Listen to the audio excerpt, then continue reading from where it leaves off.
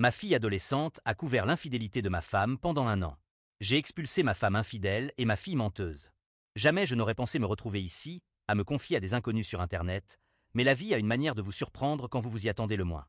Je m'appelle Marc, j'ai 45 ans, et jusqu'à il y a quelques mois, je pensais avoir tout. Une femme aimante, Lisa, 40 ans, une merveilleuse fille, Sophia, 16 ans, et une carrière réussie en tant qu'ingénieur logiciel. Nous vivions dans une belle maison en banlieue de Seattle, entourés d'un groupe d'amis proches, et je croyais sincèrement que nous étions heureux. Je suppose que je vivais dans un paradis d'illusions. Tout a commencé il y a environ 6 mois. Lisa et moi étions mariés depuis 18 ans, et je pensais que notre relation était solide comme un roc. Bien sûr, nous avions nos hauts et nos bas, comme tous les couples, mais je n'avais jamais douté de notre amour mutuel. Lisa travaillait en tant que directrice marketing, ce qui signifiait qu'elle devait souvent assister à des conférences et des événements de réseautage. Cela ne me dérangeait jamais. Je lui faisais entièrement confiance et j'étais fier de son succès. Un jour, je travaillais à la maison, terminant un gros projet. Lisa était à une conférence à San Francisco et Sophia était à l'école. J'avais besoin d'imprimer quelques documents, mais mon imprimante était à court d'encre.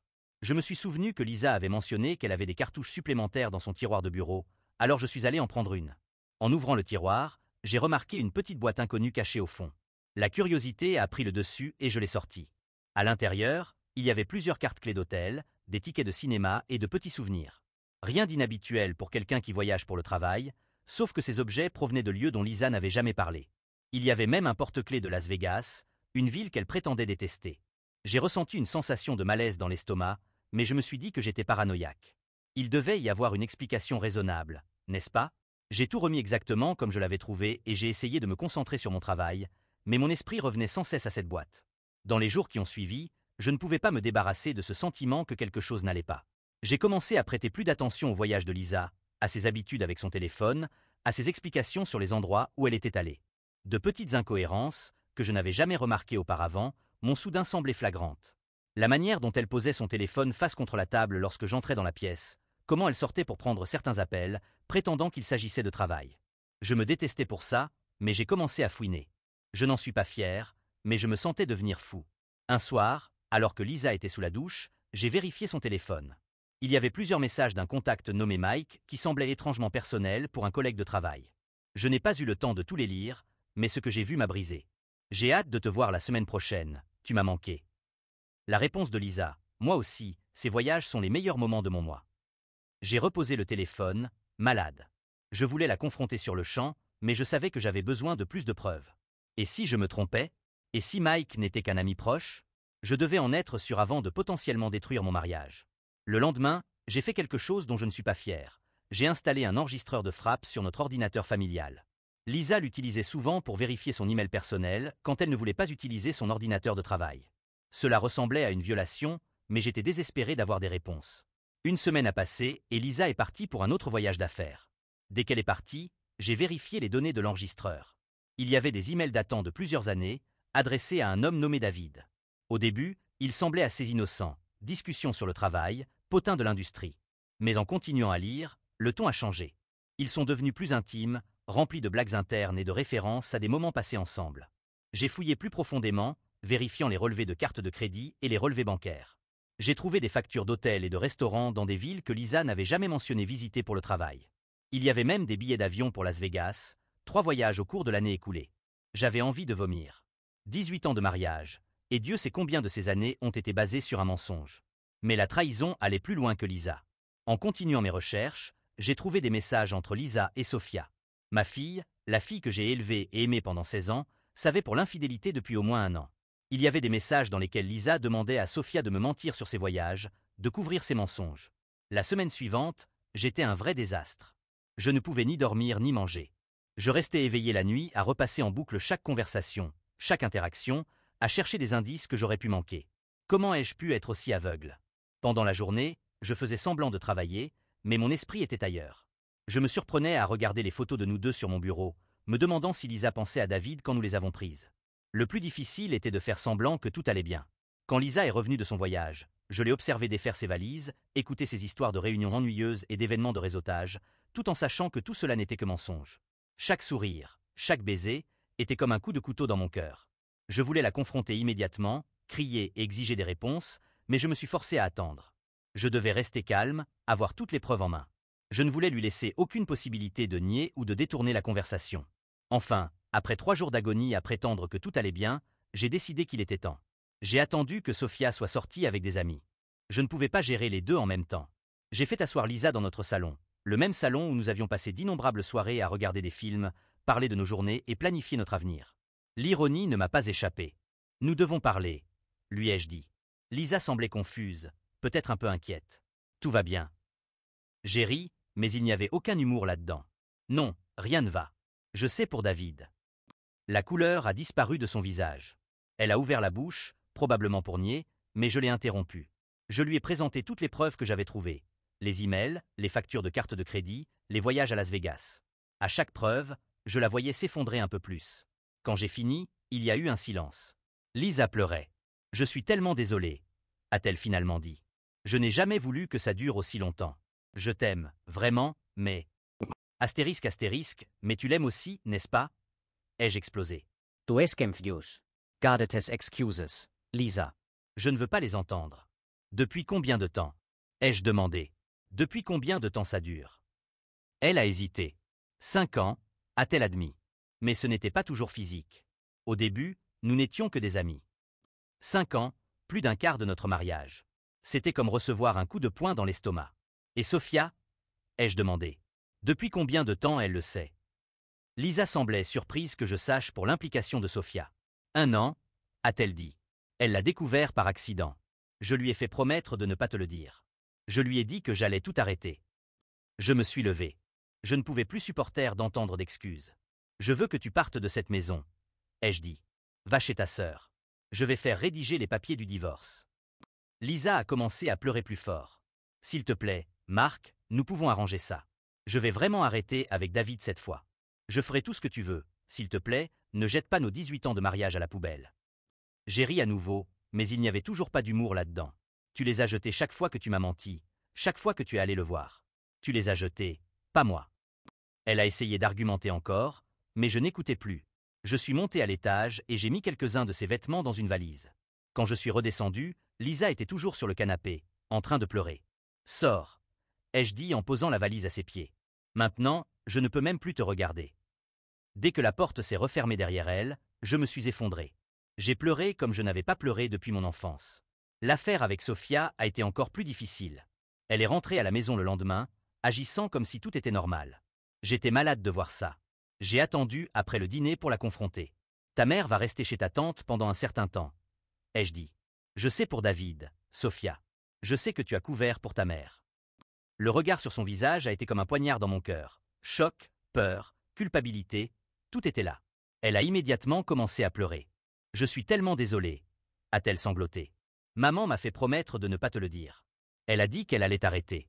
Elle a dit que ça détruirait la famille si tu la prenais. Et tu l'as cru? Ai-je demandé.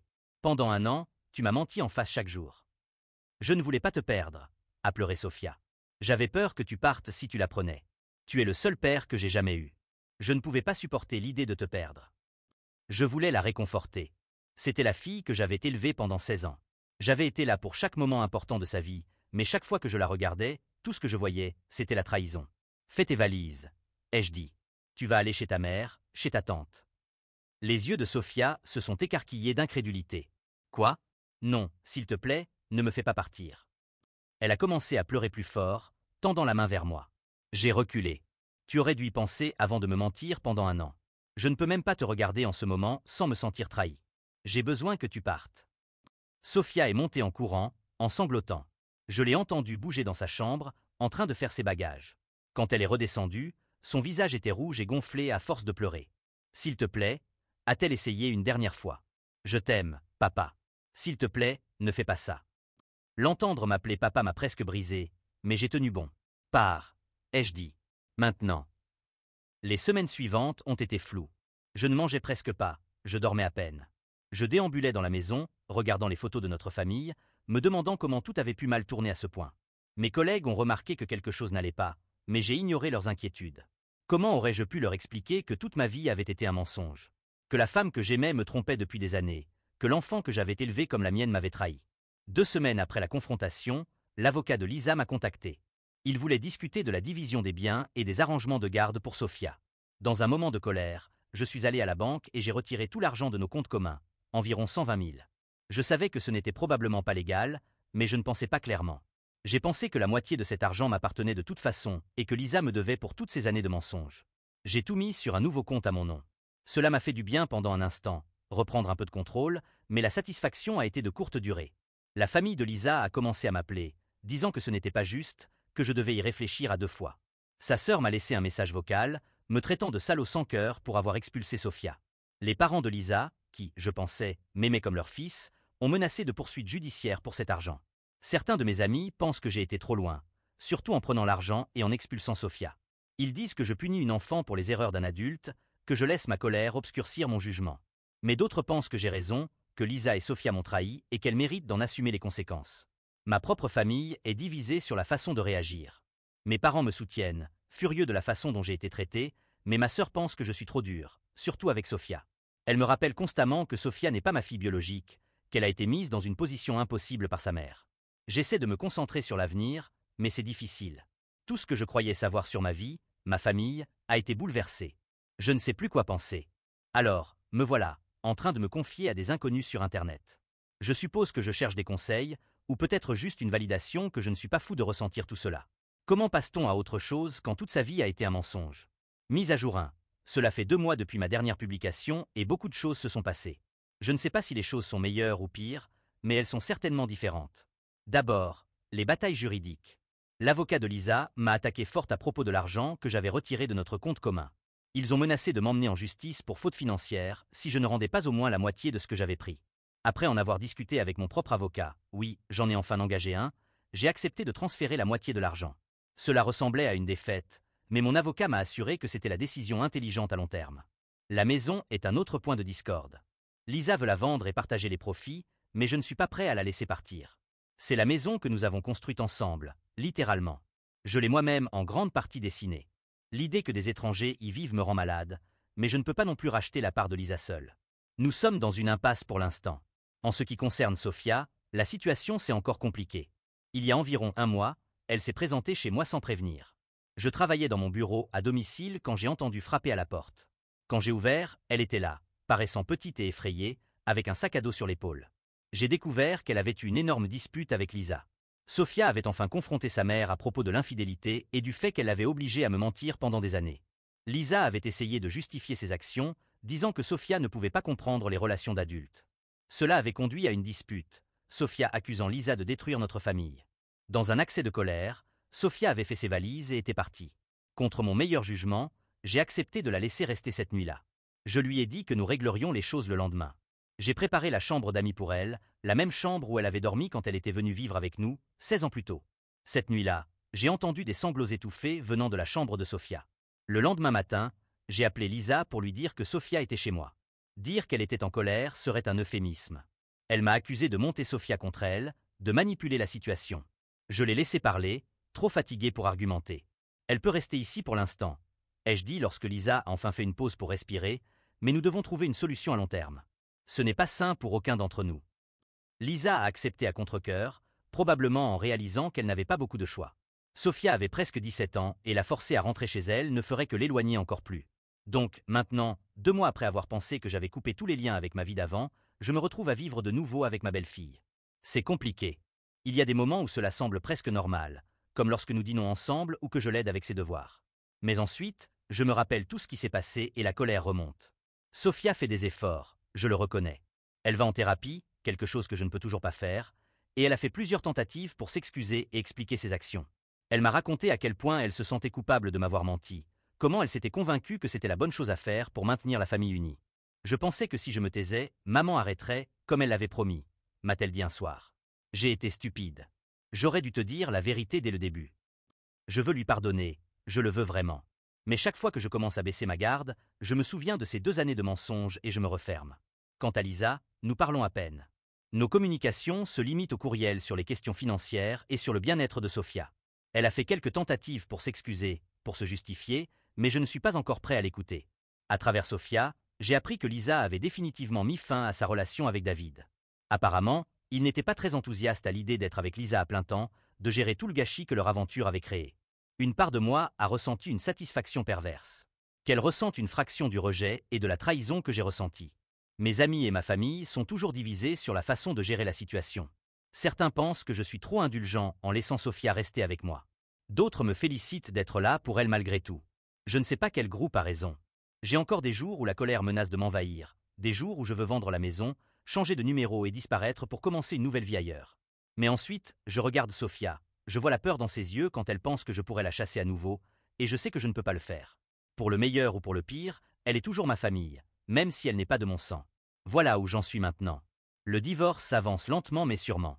Je prends les choses un jour à la fois, essayant de reconstruire quelque chose de ma vie parmi les cendres de mon mariage. Ce n'est pas facile, mais j'essaie. C'est tout ce que je peux faire pour l'instant.